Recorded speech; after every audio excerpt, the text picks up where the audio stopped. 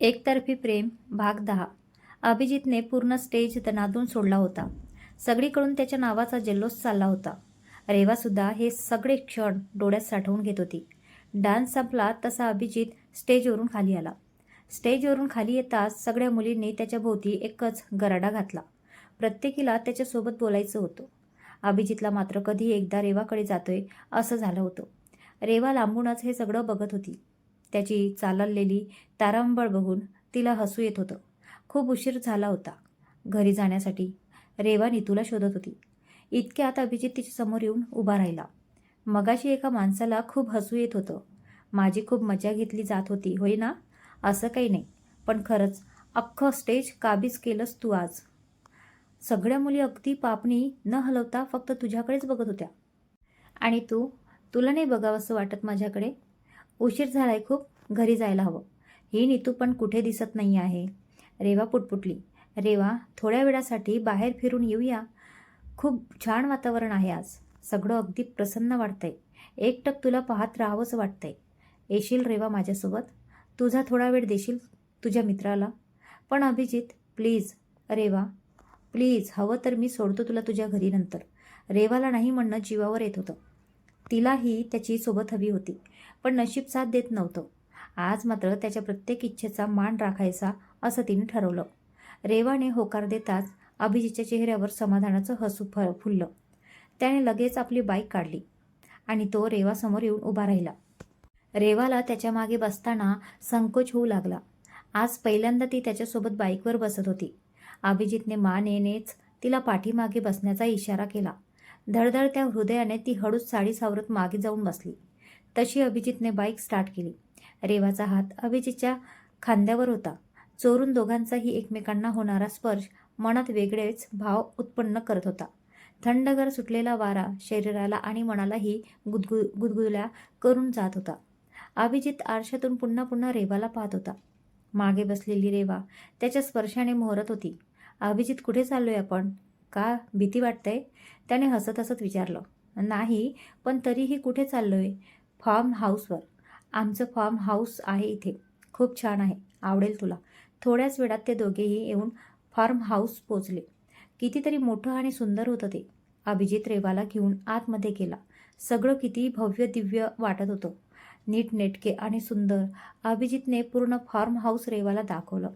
ती प्रत्येक गोष्ट अगदी मन लावून बघत होती. अभिजित तोपर्यंत किचनमध्ये गेला. फ्रीजमध्ये कोल्ड्रिंक्स होते. त्याने एक ग्लास भरून आणला आणि रेवा पुढे धरला. रेवा, कोल्ड्रिंक घे. सध्या एवढंच होतं फ्रीजमध्ये आणि इतर काही मला बनवता येत नाही. सो एवढ्यावरच तुला समाधान मानावे लागेल. रेवा मनापासून हसली. पण खरंच नको आहे काही मला अभिजित? नको कसं? तू पहिल्यांदा आली आहेस इथे. घ्यावं तर तुला लागेलच. अरे नको, घे म्हटलं ना. दोघांच्या या मी तू प्रकारामध्ये पटकन ग्लासमधलं कोल्ड्रिंक अभिजितच्या शर्टवर सांडलं. सॉरी, रेवा चटकन बोलली. राहू दे अगं, एवढं काय त्यात? असं म्हणत अभिजितने अंगावरचा शर्ट काढला. त्याला बिन शर्टाचा रेवा पहिल्यांदाच बघत होती. त्याचं ते कमावलेलं शरीर, मजबूत बांधा आणि तो गोरा रंग त्याला बघून रेवा पाणी झाली. अचानक अभिजितची नजर तिच्याकडे गेली. दोघांचीही नजरानजर होताच रेवाने पटकन घट्ट डोळे मिटले आणि दुसरीकडे मान वळवली. रात्रीचे 11 वाजून गेले होते. दोघांनाही एकमेकांना बरंच काही सांगायचं होतं, पण कसे व्यक्त व्हावे कुणालाच कळत नव्हते. छान वारा सुटला होता. आकाश टिपूर चांदण्यानी न्याहून निघालं होतं. सगळीकडे निशब्द शांतता पसरली होती. फुलांचा मंद सुहास आसमनात भरून राहिला होता. हळूहळू रात्र भरत होती. अभिजित एकटक रेवाला निहाळत होता. रेवाला ते जाणवत होतं, म्हणून त्याच्यापासून नजर चोरून ती एकसारखी स्वतःच्या पायांकडे बघत उभी होती. साडीतील रेवांचं ते मोहक रूप, कमरेपर्यंत आलेले तिचे काळेभोर केस, रेखीव नाक, थरथरणारे तिचे नाजूक ओठ, सगळंच अगदी त्याला वेड लावत होतं. तिच्या गव्हाळ वर्ण आज गोऱ्या रंगाला मात देत होता. अभिजित न कळत तिच्याकडे खेचला गेला. इतक्यात वाऱ्याची जोरदार झोत आली आणि रेवाच्या खांद्यावरचा पदर खाली सरकला. रेवा शरमेनं अर्धी मेली झाली. समोर उभ्या असलेल्या अभिजितच्या डोळ्याची पापणी जराही लवत नव्हती. रेवाने कसाबसा पदर सावरण्याचा प्रयत्न केला, पण तितक्यात अभिजितने तिच्या पदर हातात धरला. पदर हातात धरून तो हळूहळू तिच्या अगदी चेहऱ्यासमोर येऊन उभा राहला. तिच्या छातीचा भातावर खाली होऊ लागला. अभिजित अगदी मदहोश झाला होता. एक अनामिक भीती रेवाच्या मनाला पटकन चाटून गेली. हळुवारपणे अभिजितने तिच्या पाठीवरचे सुंदर केस बाजूला केले. खोल गड्याच्या ब्लाऊजमधून तिच्या पाठीवर असलेला छोटासा तीळ अगदी शोभून दिसत होता. अभिजितने तिच्या पाठीवर हात फिरवत हलकेच ब्लाऊजची दोरी सोडली. त्याचा हात तिच्या कमरेवर अलगद फिरू लागला. रेवा शहारली. अभिजितच्या हातातून बळेच स्वतःला सोडून घेत ती त्याच्यापासून 4 पावलं लांब जाऊन उभी राहिली. तिचा ऊर धपापत होता. भीती, लाज, आनंद, दुःख न जाणे एका क्षणात कितीतरी भावना तिच्या मनात येऊन गेल्या. अभिजित पाठमोऱ्या रेवाला काही क्षण तसाच बघत उभा राहिला. रेवा तिच्याकडून काहीच प्रतिसाद येईना. Reva, I am sorry. तुला वाईट वाटलं असेल तर, but I really love you. Reva, हे पाप नाही आहे. माझं खरंच जीवापाड प्रेम आहे तुझ्यावर, स्वतःपेक्षाही जास्त. ह्या जन्मात तुझी जागा माझ्या आयुष्यात कोणीच नाही घेऊ शकत रेवा, कोणीच नाही. प्लीज रेवा, आज मला अर्धवट सोडून जाऊ नकोस, प्लीज. त्याचा आवाज कापत होता. डोळे पाणावत चालले होते.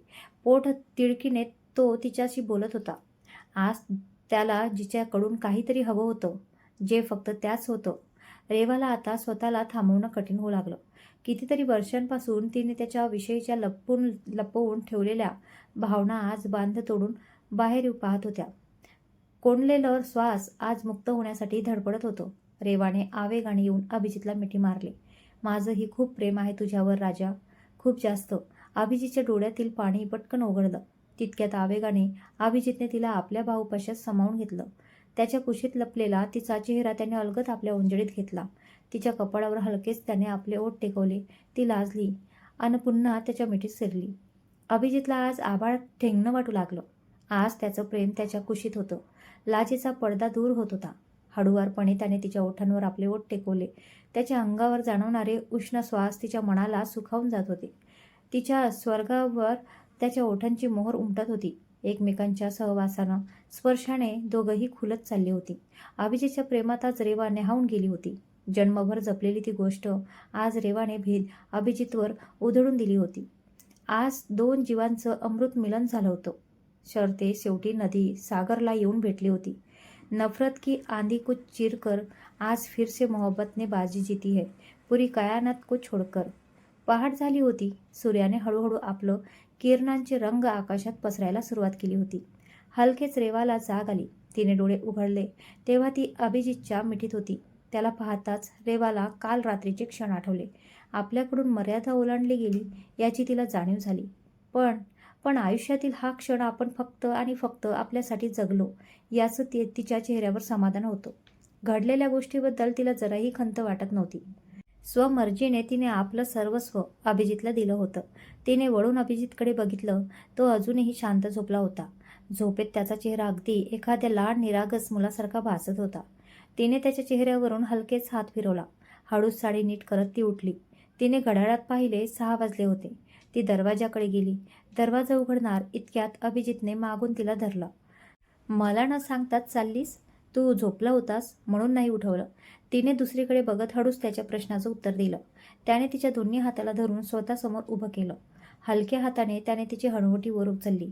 तिच्या डोळ्यात खोलवर पाहत तो म्हणाला, काल रात्री आपल्यात जे घडलं त्यामुळे तुला माझा राग आला असेल ना? तुझा माझ्यावरचा विश्वास मी गमावून बसलोय ना? रेवा, मी खरंच सांगतो, माझ्या मनात तसं काही नव्हतं. पण तो मोहचा क्षण मला आवरता आला नाही. तू अशी समोर उभी होतीस माझ्या. मला तुझ्याजवळ येण्यापासून स्वतःला नाही थांबवता आलं. सॉरी रेवा. अभिजित, यात माफी मागावी असं काही नाही आहे. जे काही झालं ते दोघांच्या मर्जीने झालंय. तू माझ्यावर जबरदस्ती नाही केलीस. तू काल बोललास ना, हे पाप नाही आहे म्हणून. खरंच ते पाप नव्हतं. आपण दोघांनी स्वतःला विसरून एकमेकांसाठी जगलेले ते खूप सुंदर क्षण होते. अभिजित, मी माझं सर्वस्व माझ्या मर्जीने तुला दिलंय. अभिजितने जोराने तिला आपल्याजवळ ओढून घेतलं आणि घट्टपणे तिला आपल्या छातीशी कवटाळून धरलं. Thanks Reva, thank you very much. तू माझ्या मनावरचं खूप मोठं ओझं हलकं केलंस. नाहीतर आयुष्यभर मला या गोष्टींचा गिल्ट आला असता. Thanks Reva, thanks. माहीत नाही अभिजित, यापुढे माझ्या नशिबात तुझ्यासोबतचे असे सोनेरी क्षण येतील की नाही ते. म्हणूनच कालची रात्र जगाच्या सगळ्या मर्यादा विसरून मी फक्त तुझ्यासाठी जगले. फक्त तुझ्यासाठी. मनातच रेवा स्वतःशी बोलत होती. अभिजितची उबदार मिठी अजूनही सुटली नव्हती. किती शांत आणि सुरक्षित वाटत होतं तिला त्याच्या मिठीमध्ये. आयुष्यभर असंच त्याच्या मिठीत कैद होऊन राहता आलं तर किती बरं झालं असतं. पण पण हे शक्य नव्हतं. कधीच नव्हतं. त्याच्या मिठीतच तिने आलेला हुंदका पटकन आवरला. त्याच्या मिठीतून बाजूला होत ती म्हणाली, "निघालं पाहिजे आपल्याला. उशीर होतोय." अचानक अभिजित गप्प झाला. त्याच्या मनात काय आलं कोण जाणे. "रेवा, 1 मिनिट थांब." त्याने कुणाला तरी झटपट फोन लावले. "काय करतो आहेस अभिजित? निघालं पाहिजे आपल्याला. चल ना. घरी सगळी वाट बघत असतील." "अभिजित, काय करतोयस हे? मला काही कळेल का?" "अभिजित, सांग पहिलं, नाहीतर मी इथून निघून जाईन." "नाही जाऊ देणार मी, कारण तुझा हा हात मी नाही सोडणार." "अभिजित, चेष्टा पुऱ्या हा. सांग ना, काय करतोय हे?" "लग्न." "काय? हा लग्न करतोय? आपण दोघेही आज?" तो हसत हसत म्हणाला. रेवाला फक्त चक्कर यायची बाकी होती.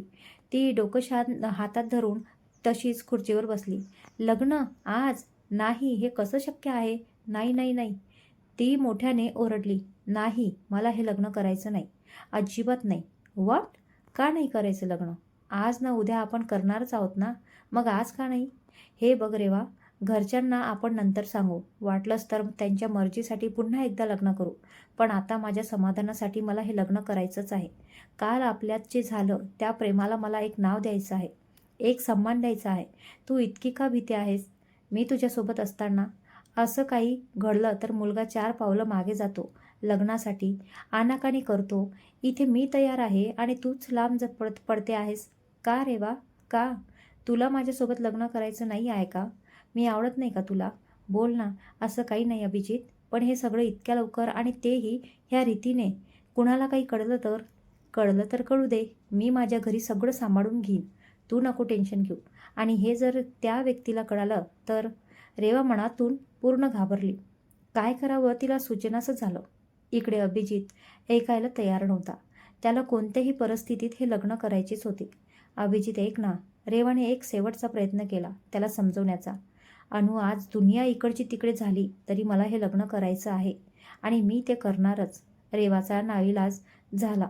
"ठीक आहे, पण माझी ही एक अट आहे.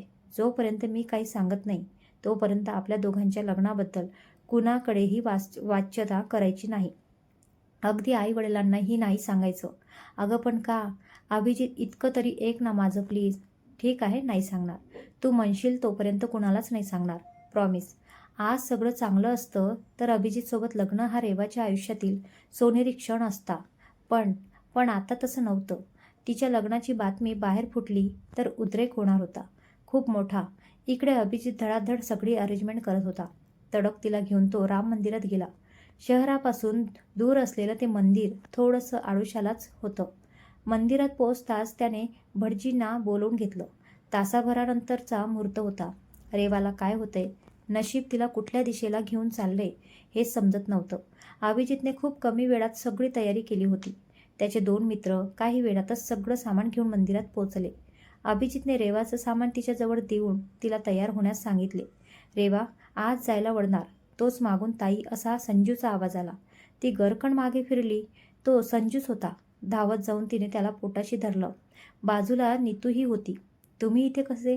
नीतूने तिच्या प्रश्नावर हसत हसत अभिजितकडे पाहिलं. तसा अभिजित तिला म्हणाला, "या दोघांशिवाय आपलं लग्न अपुरं आहे रेवा. मला माहीत होतं तू संजूला मिस करतेस, म्हणून सगळ्यात पहिला फोन मी नीतूलाच करून संजूला घेऊन यायला सांगितलं." "ताई, अभिजित दादा मला फार आवडतो. तो माझा जिजू झाला तर मला काहीच प्रॉब्लेम नाही. आणि मलाही." "बरं का?" नीतू हसत हसत म्हणाली. पाणावलेल्या डोळ्यांनी रेवा दोघांकडे पाहू लागली. भटजींनी मुहूर्तजवळ आला सांगताच नीतू रेवाला तयार करण्यासाठी आत घेऊन गेली. "नीतू, हे काय चाललंय? मला काहीच समजत नाही आहे गं." इतक्यात नीतू बोलली, "रेवा बघ, देवाच्या मनात सुद्धा तुम्ही दोघांनी एकत्र यावं हेच आहे. प्लीज तू आता मनात काही आणू नकोस. सगळं ठीक होईल." काही वेळातच नीतू रेवाला तयार करून बाहेर घेऊन आली. अभिजितची नजर तिच्यावर पडताच तो तिला पाहतच राहिला. हिरवा शालू अंगावर घेऊन रेवा सजली होती. हातात हिरवा चुडा, केसात भरगच्च असा मोगऱ्यांचा गजरा दळवळत होता. कपाळाला लाल टिकली उठून दिसत होती. आज रेवा अभिजितची नवरी बनून आली होती. अखेर आज अभिजितने रेवाला मंगळसूत्र घातलं आणि तिला कायमची आपली बनवली. रेवा मात्र या क्षणाला मनातून अजूनही भांबावलेली होती. पुढे काय वाढून ठेवलं असेल याचाच विचार राहून राहून तिच्या मनात येत होता. अभिजित आज खुश होता, खूप जास्त. आज रेवा त्याची झाली होती. अभिजितला आज अख्खं आकाश ठेंगणं वाटत होतं. पण नियतीने कोणता डाव रचलाय याची कुणालाच भनक नव्हती. लग्न झाल्यानंतर विशाल मंदिरात आला. अभिजित काय हे, कुणालाही न सांगता काय केलंस हे? घरी कळलं तर काय होईल? काही होणार नाही, मी सगळं बघून घेईन. फक्त तू तुझं तोंड बंद ठेव. तसंही आज तू माझ्या कामाला नाही चाललास. फोन केला कधी आणि तू आलास कधी? अरे कामात होतो यार, सॉरी. चल जाऊ दे, आज माझ्यासाठी सगळ्यात मोठा दिवस आहे, मला नाही रागावायचं कुणावर. इतक्यात रेवाने अभिजितला हाक मारली. अभिजित, आम्हाला निघायला हवं आता, खूपच उशीर झालाय. आणि एक, तुला माझी अट लक्षात आहे ना? येस माय बेटर हाफ. मी नाही सांगणार कुणाला. पण रेवा, थोडा वेळ नाही का थांबू शकत तू अजून? आपलं हे पहिलंच लग्न असेल, ज्यात लग्न झाल्या नवरी नवऱ्यासोबत जायची सोडून पुन्हा आपल्या घरी चालली, तीही नवऱ्याला सोडून. अभिजित, ओके ओके, पण प्लीज डोळे भरून बघू तरी दे एकदा तुला. बायको आहेस तू माझी, एवढा हक्क तरी आहे ना आता? रेवाने त्याला प्रेमाने मिठी मारली आणि ती जायला वळली. घरी जाण्या अगोदर ती नीतूच्या घरी गेली. काही क्षणांपूर्वी नवरी म्हणून सजलेली रेवा आता पुन्हा आपल्या पूर्वीच्या रूपात आली. तिच्याकडे बघून नीतू म्हणाली, काय हे रेवा, काही वेळा अगोदर तर तुझं लग्न झालं आणि आता सगळे सौभाग्य अलंकार तू काढूनही ठेवलेस. मग काय करू नीतू? सगळ्यांना कळलं तर काय होईल ते तुलाही चांगलंच माहिती आहे. मी संजूला कोणाला नाही न सांगायचं बजावलंय. बघता बघता एक्झाम जवळ आली. रेवा पूर्ण मेहनतीने अभ्यास करत होती. कसाही करून तिला टॉप करायचं होतं. सगळं ठीक झालं तर कदाचित तिला अभिजितसोबत एक सुखी संसार थाटता येणार होता.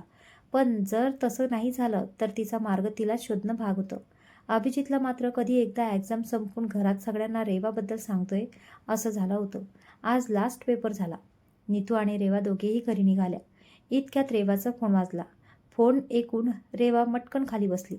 रेवा, अगं काय झालं? कुणाचा फोन होता? सांग ना, नीतू पुन्हा पुन्हा विचारू लागली. नीतू, मामाचा फोन होता. संजू सकाळपासून मित्राकडे जातो म्हणून गेलाय, अजून आला नाही तो. सगळीकडे शोधलं पण कुठेच नाही. मी सांगितलं होतं ना तुला, तो माणूसच आहे यामागे. त्यानेच संजूला काहीतरी केलंय. होय, त्यानेच केलंय. रेवा वेड्यासारखी बडबडू लागली. रेवा, अगं सावर स्वतःला, काही नाही झाले संजूला. असेल तो इथेच कुठेतरी, आपण शोधू, चल तू. नीतू ओढत ओढत रेवाला घेऊन गेली. सगळे मिळून संजूला शोधू लागले, पण त्याचा कुठेच पत्ता लागत नव्हता. अभिजितला ही बातमी कळली. तो ताबडतोब रेवाजवळ आला. रेवा, काही नाही होणार संजूला, आपण पोलीस कंप्लेंट करू हवी तर. इतक्यात पुन्हा रेवाच्या फोनची रिंग वाजली. रेवाने फोन उचलला. सापडला का भाऊ? आवाज ऐकून रेवा फोन घेऊन बाजूला गेली. कुठे आहे संजू? त्याला जर काही झालं ना तर सोडणार नाही मी. ए, आवाज खाली. सध्या तू काही करण्यापेक्षा मीच बरं काही करू शकतो, एवढं लक्षात ठेव. संजय माझ्या ताब्यात आहे आणि मला वाटलं तर मी काहीही करू शकतो. काय बिघडवलंय त्या एवढ्याशा मुलानं तुमचं? बिघडवलं त्याने नाही, तू आहेस माझं. तुला अभिजितपासून लांब राहा म्हणून सांगितलं होतं ना, तरीही तू ऐकलं नाहीस. इतकंच नाही तर गपचूप लग्न करून मोकळी झालीस. रेवा ऐकतच राहिली. लग्नाची गोष्ट ह्याला कशी कळली? अभिजितने तर ही गोष्ट बाहेर कुणाला कळणार नाही याची पूर्ण तजवीज केली होती. पण मग का? ऐकून तिला झटका बसला. माझ्यापासून काहीही लपून राहत नाही, समजलीस? रेवाने डोळ्यात आलेलं पाणी पुसलं. तुम्ही सांगाल ते करीन मी, माझा शब्द आहे. पण संजूला सोडा. तुझ्या शब्दावर का विश्वास ठेवावा मी? मी माझ्या कुंकवाची शपथ घेऊन सांगते, तुम्ही सांगाल ते करीन. सगळं सामान घेऊन 15 दिवसाच्या आत इथून निघायचं. पुन्हा जर अभिजितच्या आयुष्यात किंवा या शहरात दिसलीस तर तो तुझा आणि तुझ्या भावाचा शेवटचा दिवस असेल, एवढं मात्र लक्षात ठेव. कबूल आहे मला.